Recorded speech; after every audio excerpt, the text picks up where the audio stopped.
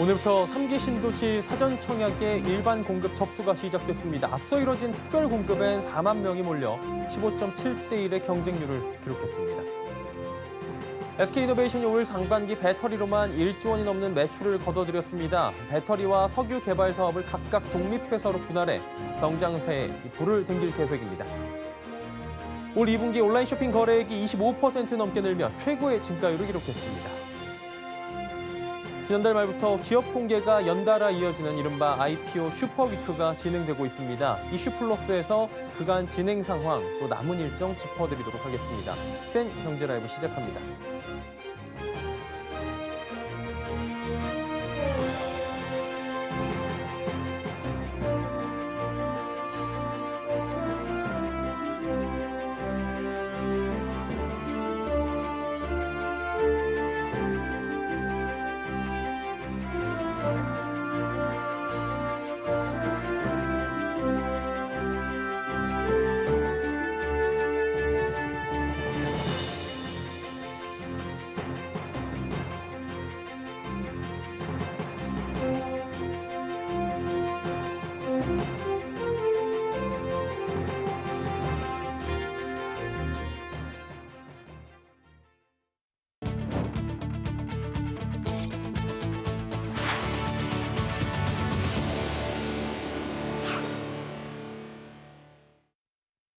시청자 여러분 안녕하십니까? 센 경제라이브 서정덕입니다.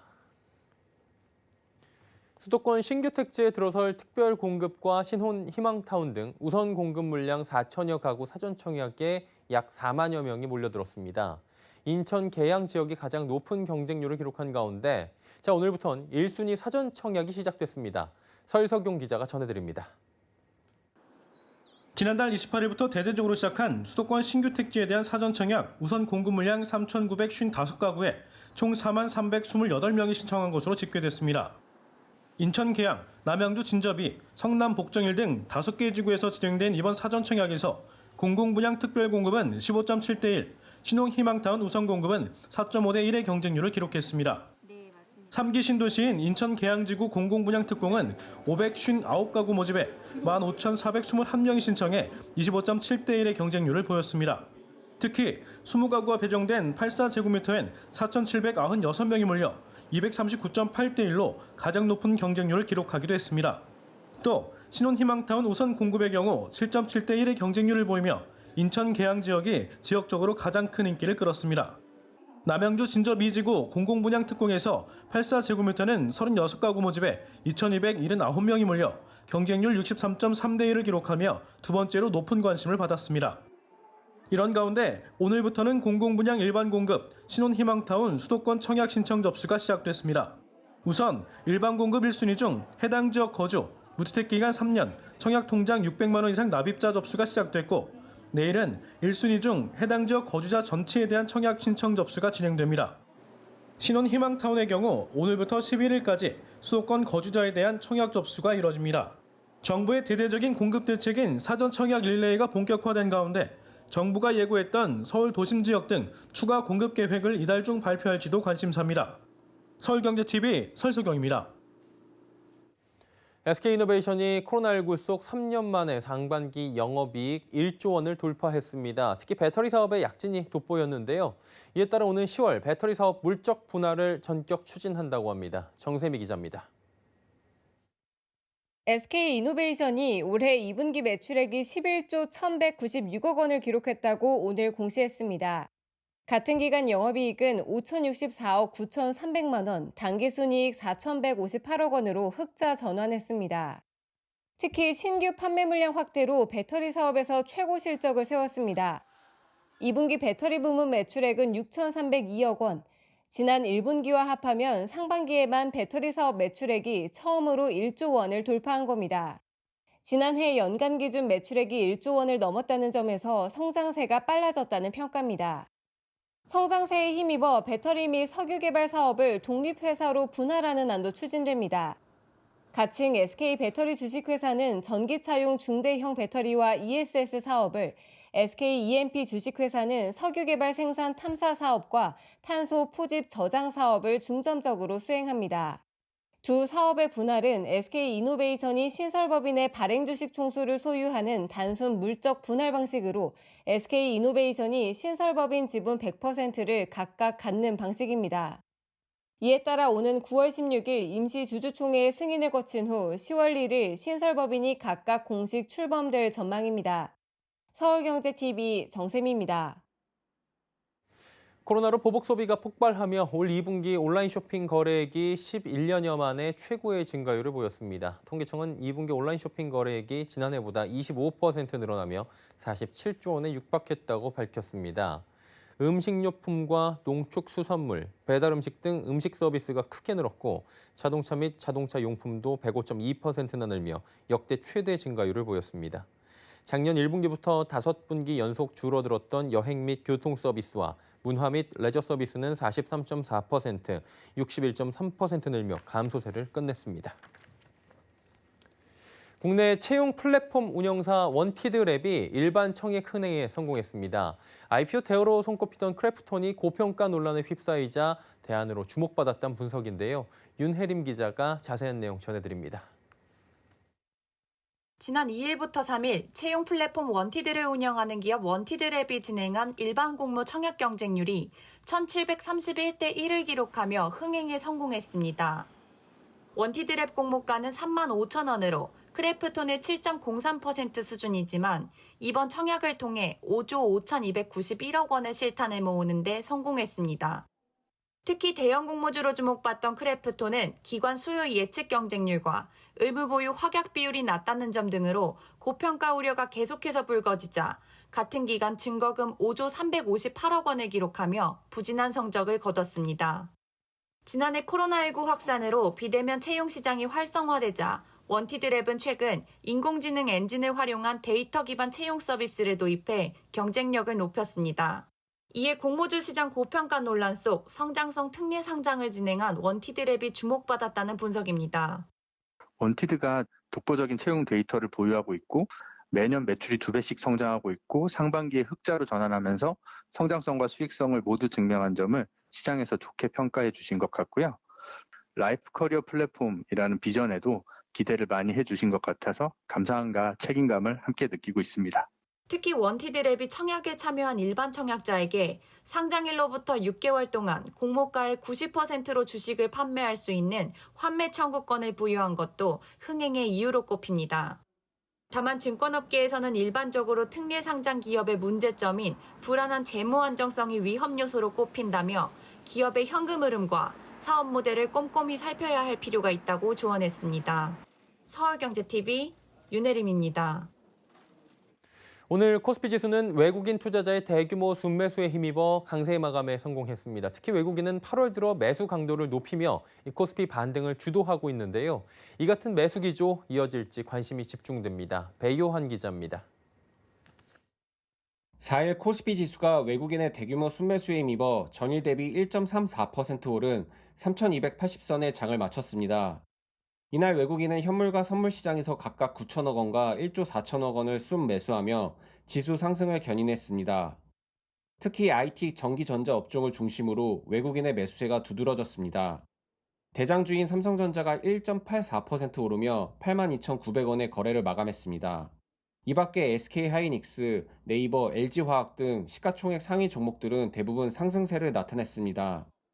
지난달 코스피 시장에서 5조 원 넘게 순매도에 나섰던 외국인이 8월 초부터 대규모 사자에 나서면서 순매수 기조가 이어질지 관심이 집중됩니다. 한국거래소에 따르면 외국인은 8월 3거래일 동안 코스피에서 1조 3천억 원, 선물시장에서 4조 원을 누적 순매수한 것으로 집계됐습니다. 박수진 미래에셋증권연구원은 코스피 지수가 미국 S&P 지수 최고치 경신과 장중 중국의 서비스업 지표 호조로 외국인의 유입이 더해지면서 상승폭을 확대했다고 분석했습니다. 서울경제TV 배요한입니다.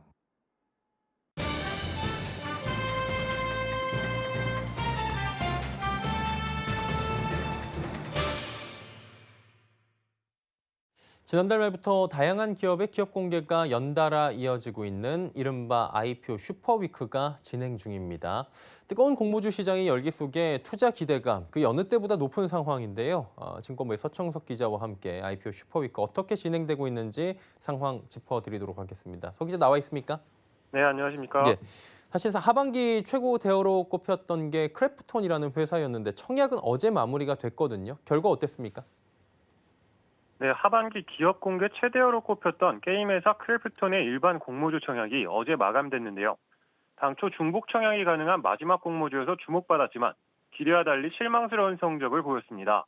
이틀간 진행된 크래프톤 일반 공모주 청약에는 총 5조 358억 원의 증거금이 들어왔고 평균 청약 경쟁률은 7.8대 1이었습니다.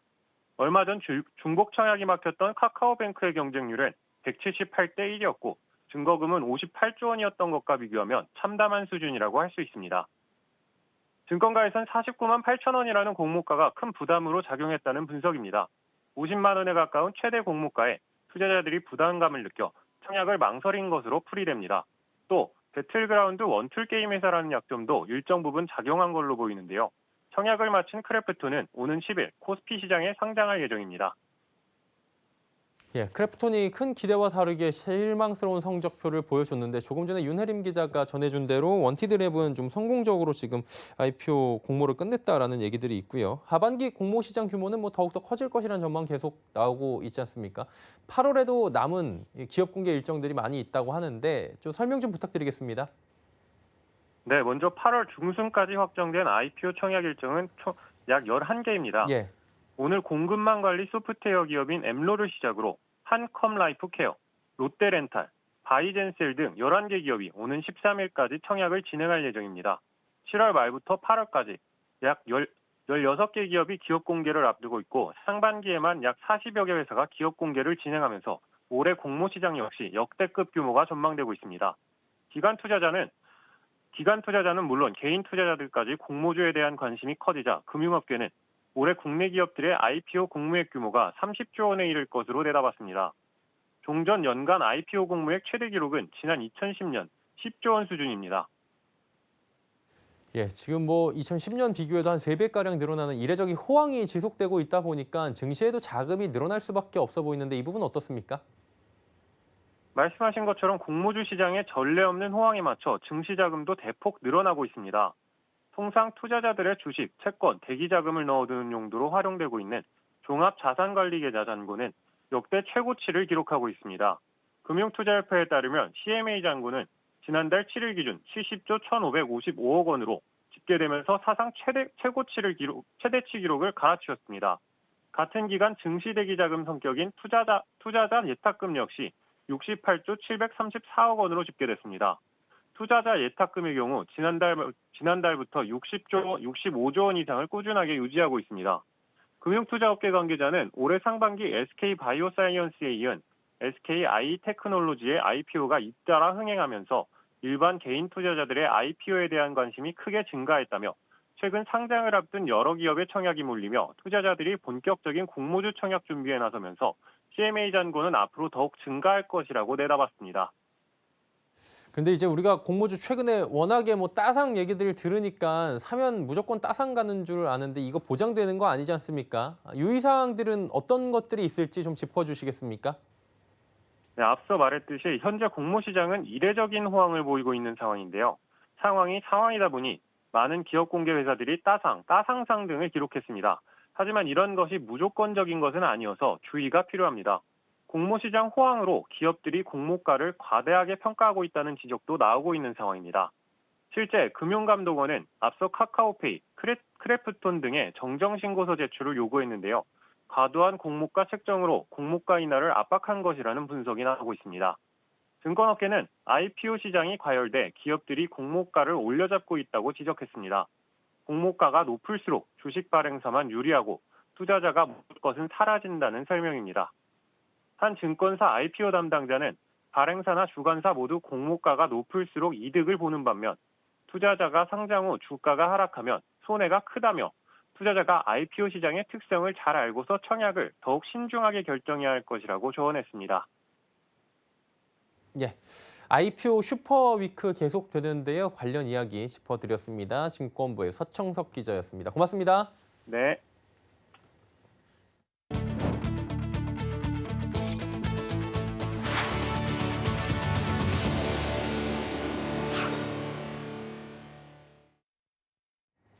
홈플러스의 부당한 명예퇴직 강요에 대해 고용노동부가 근로자들의 손을 들어줬다는 단독 보도를 지난해 전해드린 바 있었죠. 사측의 끝없는 항소에 근로자들은 힘겨운 싸움을 아직까지 계속하고 있다고 합니다. 문다혜 기자입니다. 명예퇴직을 강요하고 거부하면 직급을 강등시키거나 거주지와 전혀 다른 곳으로 발령내기. 홈플러스가 매년 수십 명의 부장급 직원들에게 자발적인 퇴직을 강요해온 방식입니다. 작년 중앙노동위원회와 서울지방노동위원회에 이어 지난달 법원도 부당한 처사라며 직원들의 손을 들어줬습니다. 서울행정법원 행정 11부는 홈플러스가 중앙노동위원회를 상대로 제기한 부당정보 구제, 재심 판정 취소 소송에서 원고 패소 판결했습니다. 그간 홈플러스는 이 직원들에게 일률적으로 정성평가 0점을 주고 이를 근거로 면직 발령했고 퇴직을 수용하지 않으면 다른 직책으로 전환 배치했습니다. 서울행정법원은 판결문을 통해 정보처분은 사실상 사직을 종용하기 위한 수단으로 사용돼 부단 정보에 해당한다고 밝혔습니다. 실질적으로 사직을 압박하기 위한 편법적인 조치로 남용됐다는 겁니다. 직원들은 진호위와 중노위를 거쳐 법원까지 세 차례 연이은 승소를 거둔 셈이지만 사측이 또다시 항소를 검토 중인 것으로 알려져 긴 싸움의 고통을 호소하고 있습니다. 지금까지만 해도 2년이 걸렸는데 앞으로도 1년이 걸릴지 2년이 걸릴지 알 수 없는 상황이거든요. 이행강제금만 내면 그뿐이고 다시 또 행정소송을 제기하면 근로자들은 지금 시간이나 돈이 없는 상황에서 이 힘든 상황을 또 서울경제TV 문다입니다. 카카오 모빌리티가 최근 일정 평점 이상을 받은 기사만 유료 멤버십 가입을 받기로 해 기사들이 반발하고 있다고 합니다. 배달앱에서 불거진 이른바 별점 갑질을 우려한 건데요. 갑질 논란에 휩싸인 별점 평가 제도를 김수빈 기자가 짚어봤습니다. 최근 카카오 모빌리티가 택시기사들이 월정액을 내고 가입해 다양한 혜택을 누리는 프로 멤버십 업데이트를 선보였습니다. 하지만 고객 평점이 평균 4점이 넘어야 가입이 가능하고 이미 가입한 택시기사 평점은 3.8점이 넘지 않으면 해지됩니다. 이제껏 고객 참고용으로 쓰이던 평점이 실질적 평가의 기준으로 쓰이게 되면서 택시업계는 배달 플랫폼에서 논란이 된 별점 갑질 폐해가 발생할까 크게 우려하고 있습니다. 별점 갑질은 일부 소비자들이 별점을 무기 삼아 음식점 자영업자들에게 무리한 요구를 하는 경우를 말합니다. 카카오 모빌리티는 제한보다는 우수한 기사에게 더 많은 혜택을 주기 위한 것이라 설명하고 있지만 별점 노예로 전락하게 됐다는 택시기사들의 우려는 사라지지 않고 있습니다. 택시조합 관계자는 서비스 품질 강화 취지는 동의하지만 택시기사가 이 체제 안에서 완전한 을이 되지 않도록 선제적인 방안이 마련돼야 한다고 말했습니다. 별점 평가는 플랫폼의 주장처럼 서비스 품질 개선 효과가 있는 반면 고객 갑질의 수단이 되고 있는 것도 사실입니다. 언뜻 장단점이 분명해 보이지만 일방적인 방식 탓에 소상공인들의 피해만 유발시킨다는 지적이 나옵니다. 이 평점제가 뭐 음식도 필요하겠지만 또 소비자도 필요하거든요. 근데 우리는 시장에서 역할을 안 해. 나쁜 플레이어를 규제할 수 있는 어떠한 조치를 누가 플랫폼 사업자가 마련해야 된다 이런. 소상공인은 일방적인 별점 평가에 생계를 위협받을 수 있는 만큼 억울한 피해를 막을 책임이 플랫폼에 있다는 겁니다. 한편 정부는 플랫폼 서비스 리뷰 별점 제도 개선 가이드라인을 만들고 악성 리뷰에 따른 경제적 피해를 예방하기 위한 정보통신망법 개정안을 마련할 방침입니다. 서울경제TV 김수빈입니다. 국산 코로나19 치료제 레키로나를 만든 셀트리온이 미국 트라이링크 바이오테크놀로지와 손을 잡고 차세대 메신저 RNA 백신 플랫폼 개발에 착수했다고 밝혔습니다. 셀트리온에 따르면 미국 샌디에고에 위치한 트라이링크는 독자적 캐핑 기술 등을 활용해 셀트리온의 임상 1상과 2상을 진행할 수 있는 후보 물질과 바이러스 주형, mRNA 공정 기술 등을 공급할 예정입니다. 셀트리온은 이 회사에서 보유한 물질과 공정 기술 등을 활용해 코로나19를 비롯해 다양한 변이 바이러스에 대응할 수 있는 차세대 백신을 독자 개발할 계획입니다. 동시에 자체 보유한 특허 기술을 이용한 mRNA 플랫폼 개발에도 속도를 내기로 했습니다. 현대자동차그룹이 제네시스와 친환경차를 중심으로 지난달 미국 시장에서 판매량 최고치를 경신했습니다. 현대차그룹은 7월 미국 판매량이 14만 4천 대에 육박해 지난해 같은 달보다 29.1% 증가했다고 밝혔습니다. 현대차는 작년 7월보다 25% 증가한 약 7만 4천 대를 판매했습니다. 이 중에서 제네시스는 312.1% 증가한 약 5,200대로 석 달 연속 역대 월간 판매 기록을 세웠습니다. 차종별로는 아반떼가 10,000대 넘게 팔리며 1위를 기록했고 산타페와 투싼이 그 뒤를 이었습니다. 특히 수소 연료 전지차 넥소는 53대나 팔리며 역대 최다 판매량을 기록하는 등 친환경차 판매량이 전년 대비 399%나 늘어났습니다.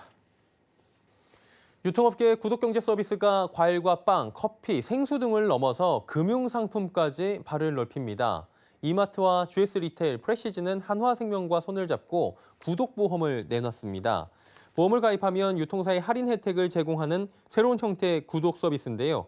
이마트가 출시하는 구독보험, 매월 3만 원을 납입하면 최대 26%의 이마트 쇼핑 혜택을 매월 제공하는 상품입니다. GS25는 MZ세대를 위한 맥주 구독 멤버십 보험을 내놔 월 9,500원을 납입하면 달마다 4캔의 맥주를 무료로 살 수 있습니다. 프레시즈는 밀키트 정기 구독보험을 만들어 가입하면 밀키트를 최대 47% 저렴하게 주문할 수 있습니다. 지난해 코로나19로 어려움을 겪고 있는 소상공인에게 자발적으로 임대료를 감면해준 착한 임대인이 10만 명이 넘는 것으로 집계됐습니다. 국회 기획재정위원회 소속 양경숙 더불어민주당 의원이 국세청에서 제출받은 자료에 따르면 지난해 임대료를 감면하고 세액공제를 받은 착한 임대인은 개인과 법인을 합쳐 약 10만 4천 명에 달하는 것으로 나타났습니다. 이들은 전국 18만여 명의 임차인에게 4,734억 원의 임대료를 감면해주고 2,367억 원의 세액공제 혜택을 받은 것으로 조사됩니다. 정부는 지난해 착한 임대인에게 임대료 인하액의 50%를 소득, 법인세에서 공제해주는 제도를 시행했고 올해부터는 세액공제율을 임대료 인하액의 70%로 올렸습니다. 센 경제 라이브 저희가 준비한 소식은 여기까지입니다. 건강한 저녁 시간 보내시길 바랍니다. 고맙습니다.